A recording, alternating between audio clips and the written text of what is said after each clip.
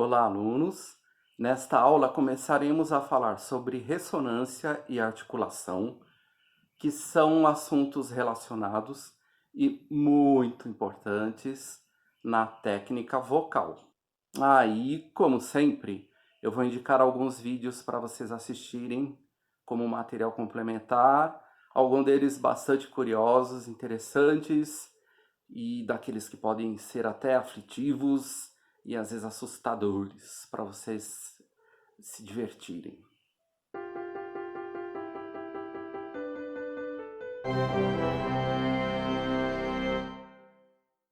Para que a gente possa ter uma boa performance no canto, é muito importante que tenhamos um bom controle e entendimento sobre articulação e ressonância. Articulação e ressonância são assuntos importantíssimos também para a saúde vocal, porque dependendo de como estivermos articulando as palavras, o que a gente estiver cantando, ou trabalhando a ressonância desses sons, poderemos estar prejudicando o aparelho fonador. E para que possa entender melhor essas questões, vou colocar algumas imagens na tela, alguns trechos de vídeo e também vou indicar alguns vídeos para vocês assistirem depois da aula. Não deixem de assisti-los. Eles, como eu disse lá no começo deste vídeo, eles são, no mínimo, muito interessantes, tá? Bastante interessantes. Então vamos lá para as imagens. Então temos aqui nesta imagem o trato vocal, que é esse espaço listrado.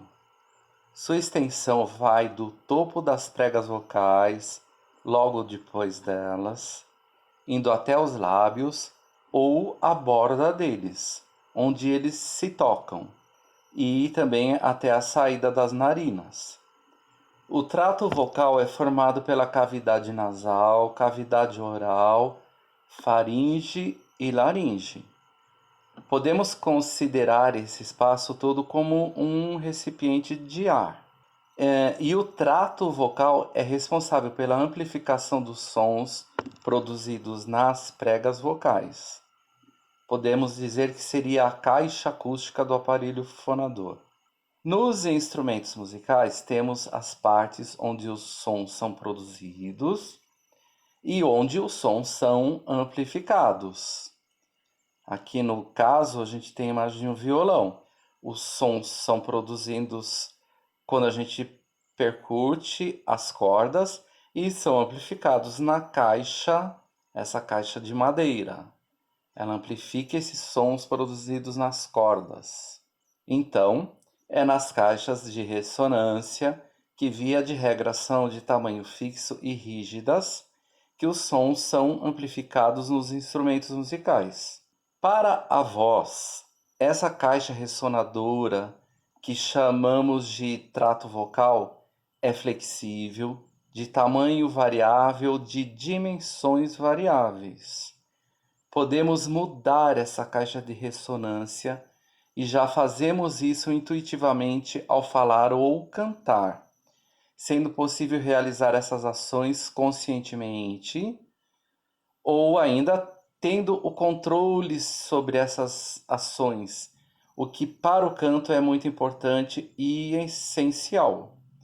Isso vale também para a articulação, ou seja, a gente ter controle sobre a articulação e consciência do que a gente está fazendo, tanto na ressonância quanto na articulação, o que a gente vai ter de resultado, dependendo do que a gente fizer na articulação e com a caixa de ressonância. Enfim, vocês vão entender isso melhor mais adiante e principalmente quando a gente for fazer os exercícios. E através dessas mudanças do trato vocal, temos a possibilidade de amplificar ou reduzir os harmônicos dos sons produzidos nas pregas vocais, mudando o timbre desses sons, suas características, produzindo, por exemplo, um som mais metálico ou um som aveludado, e também podemos amplificar ou diminuir a intensidade desses sons, se esses sons vão ser mais fortes ou mais fracos. Falando em intensidade, que é quando um som é mais fraco ou mais forte, a respiração também atua nessa diferença. E como eu já disse, nós podemos realizar essas mudanças intuitivamente ou desenvolver esse controle através da técnica vocal, dos exercícios, da assimilação dessa técnica, dessas percepções, do controle sobre o nosso corpo, sobre essa musculatura que envolve o aparelho fonador, que envolve a produção dos sons. Desde que nascemos, já realizamos essas mudanças no trato vocal, nessa caixa de ressonância, intuitivamente, ao falar ou cantar, e, repito, é possível realizar essas ações conscientemente e ter o controle sobre essas ações para o canto é muito importante e essencial, e isso vale para a articulação, que também vai atuar na qualidade do timbre de um som e na formação das vogais e consoantes, possibilitando a articulação, a formação das palavras. Nessa figura que aparece aí na tela agora, temos os órgãos que atuam na fonação, na modulação dos sons, tanto na fala quanto no canto. Isso está relacionado à articulação. Temos os órgãos ativos e eles estão com os nomes destacados na cor rosa e eles atuam na articulação e que são aqueles que nós podemos movimentar, que nós temos controle e podemos movimentar. Por exemplo, a língua, os lábios, a gente consegue movimentá-los e que permitirão a produção das vogais e consoantes. E também temos os órgãos passivos, destacados em azul, que são aqueles que não conseguimos alterar a forma. Resumindo e traduzindo em bom português, o trato vocal e os órgãos que atuam na fonação seriam o equalizador e a caixa acústica do nosso aparelho de som. E essa comparação é principalmente para quem é mais das antigas, né? Que conheceu aqueles aparelhos que tinham aqueles equalizadores cheios de botões, mais a caixa acústica. Então, o equalizador seria as partes que atuam na fonação, na modulação dos sons, e as caixas acústicas, o que amplifica o som. É completamente possível controlarmos essas duas ações.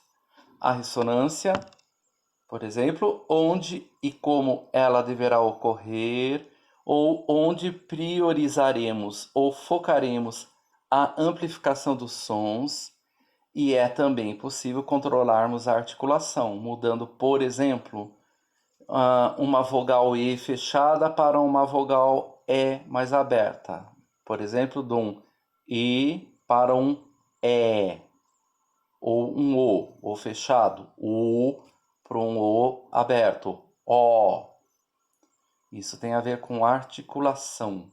É possível também conseguirmos mudanças significativas, bastante perceptíveis no resultado sonoro, com pequenas e sutis mudanças no trato vocal e na articulação. Isso vocês também vão perceber quando nós formos fazer os exercícios de ressonância e de articulação, que pequenas mudanças na musculatura, na articulação, vão provocar grandes mudanças no resultado sonoro. E o controle voluntário e consciente da articulação é mais fácil para nós entendermos ser possível, pois já fazemos isso intuitivamente desde que começamos a treinar os primeiros sons e palavras lá atrás, quando éramos bebês, faz tempo, e no meu caso, muito tempo. Quanto ao controle da ressonância, ou seja, onde determinaremos que o som produzido nas pregas vocais será amplificado, mudando inclusive o timbre, a qualidade desse som, acrescentando, por exemplo, mais brilho, mais sons metálicos. Não é tão consciente assim ou de controle tão fácil. E ainda assim, mesmo para articulação, mesmo ela sendo uma ação onde temos mais controle e consciência, para quem quer aperfeiçoar a performance no canto, é importante que desenvolva a percepção e o controle fino dos órgãos que participam da articulação, e isto é alcançado com a técnica vocal e seus exercícios. E agora chegou a parte, aquele momento de apreciarmos outros vídeos disponíveis na internet. Quero mostrar para vocês algo muito interessante e para quem trabalha com voz, mesmo para quem dá aula, pode ser muito surpreendente esse vídeo. Vou mostrar e comentar aqui pequenos trechos de um vídeo e depois dessa aula vocês poderão assistir esse mesmo vídeo integralmente através do link que estará lá na descrição desta aula. Este vídeo, ele registra um experimento onde um aparelho simula o som produzido nas pregas vocais. Vocês vão reparar que este som parece o som do balão de ar, aqueles balões que enfeitam festas. E quando a gente brinca com eles, fazendo da seguinte maneira: quando a gente enche esses balões de ar e a gente estica a boca deles, estica e afrouxa ao mesmo tempo, deixando o ar escapar pela boca do balão, produzindo um som.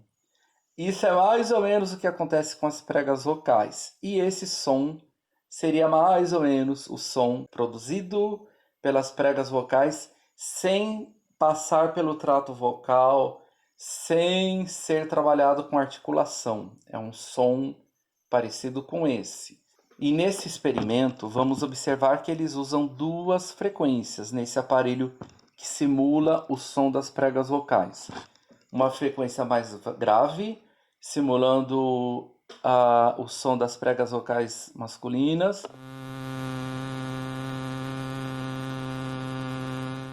E outra frequência mais aguda para as pregas vocais femininas.